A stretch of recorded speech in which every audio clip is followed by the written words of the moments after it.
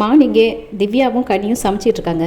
2 பேரும் அப்படியே பேசிட்டு இருக்காங்க. பேசியில 2 பேத்துக்கு சண்டை வர மாதிரி இருக்கு. உடனே கனி சொல்றாங்க, ஆஹா இதை வச்சு நம்ம ப்ராங்க் மாரி பண்ணலாமா அப்படின்ட்டு.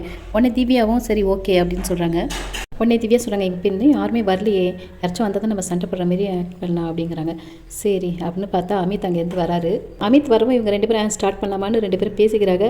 இதை பார்த்துட்டு அமித் பார்த்து அவர் கண்டுக்கவே இல்லை, அவருக்கு புரியவே இல்லை, அவர் பாட்டுக்கு போயிடுறாரு. என்ன அமித் போயிட்டாருன்னு பார்க்குறாங்க. அப்போ நம்ம இன்னும் கத்தி சண்டை போடணும் அப்படின்னு 2 பேரும் சொல்லிக்கிட்டு நல்லா வேகமாக சவுண்டாக சண்டை போடுறாங்க. உடனே அங்கேருந்து சுபிக்ஸா ஓடி வராங்க. என்ன ஆச்சு அப்படின்னு வந்து கேட்குறாங்க. உடனே சுபிக்ஸா என்ன பண்ணுறாங்க, கனிக்கு சப்போர்ட் பண்ணி திவ்யா கிட்டே பேசுகிறாங்க. திவ்யா என்ன செய்கிறாங்க, நான் இப்படி தான் பண்ணுவேன்னு ஒரு கையை அசைச்சு ஒரு பாடி லாங்குவேஜ் பண்ணிவிட்டு அவங்க போயிட்டுருக்காங்க. உடனே கானா வினத்தவங்க வந்துட்டு திவ்யா ஆடி காமிச்ச மாதிரி ஆடி காமிச்சிட்டு இப்படி தான் அவங்க கற்றுவாங்க அப்படின்ட்டு அவர் சொல்லிவிட்டு அவர் போயிட்டுருக்காரு. அப்புறம் கமருதீன் வராரு. அவர் வந்துட்டு ஆஹா இது பெரிய சண்டை அப்படின்ட்டு வேறப்பா அப்படின்ட்டு போகிறாரு. அவர் வந்துட்டு பேசாமல் போயிடுறாரு. அப்புறம் பார்த்தா இவங்க 2 பேர் தான் சண்டை போடுறாங்க. யாருமே கண்டுக்கலை, சபரியை யாருமே கண்டுக்கலை சுத்தமாகவே.